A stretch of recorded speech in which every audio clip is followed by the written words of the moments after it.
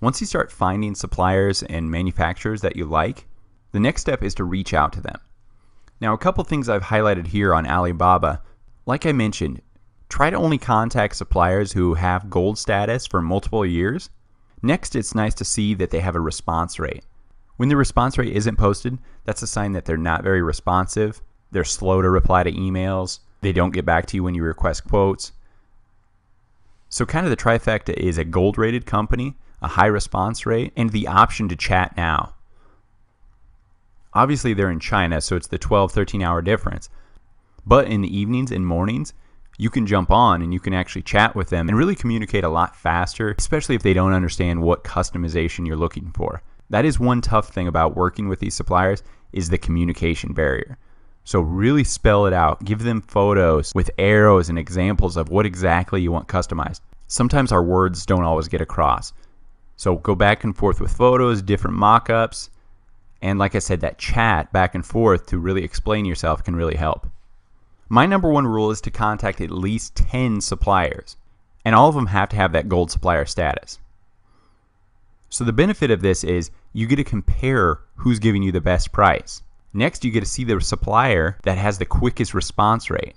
You don't want somebody who takes a week to get back to you. Imagine if your shipment goes missing or if you need to make another order quickly in the future. How terrible is that if your manufacturer is very slow to respond? You want somebody who's quick, friendly, and helps you with any issues going forward. Another nice thing is that you can compare the MOQ.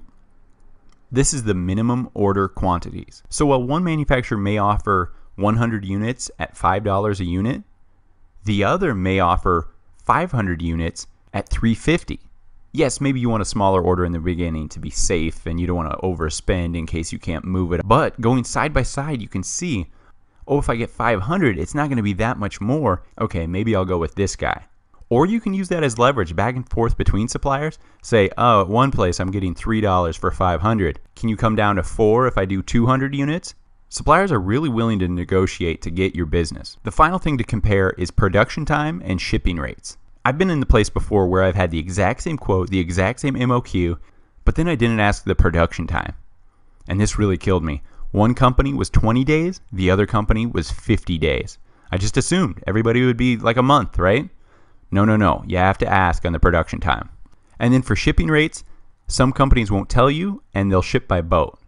With boat, you can get stuck in customs. It's just terrible. Try to do airmail directly to your house, directly to your business. This is the much safer, faster way. It may cost a little bit more, but I'm telling you, it's very worth it. I always use DHL. They take care of the customs fee and they'll bill you later. They have 3-day express airmail. It's amazing. It's well worth it. So here's what I ask manufacturers. The first time I reach out to suppliers, I don't tell them the exact customized item I want. I want to get their exact base price for the product and then see how they adjust or inflate the price for my customization. So always get the basic first. So here's an example email I send. Hello, I'm requesting a quote for your blank products. So right here you should provide the product number if they listed it on their site or an image of it from their site. Please include your MOQ and airmail shipping rate to airport code. Mine is LAX, Los Angeles, and mailing zip, enter your zip code. From my experience, they ask for that airport code quite often. They don't just want your zip code. They want to see what the main airport is it'll fly into. So give them both. So continuing on, also, what is your total production days needed for this order? I look forward to working with you. So what did we ask? We asked what the quote was for this product, for their MOQ, their minimum order quantity.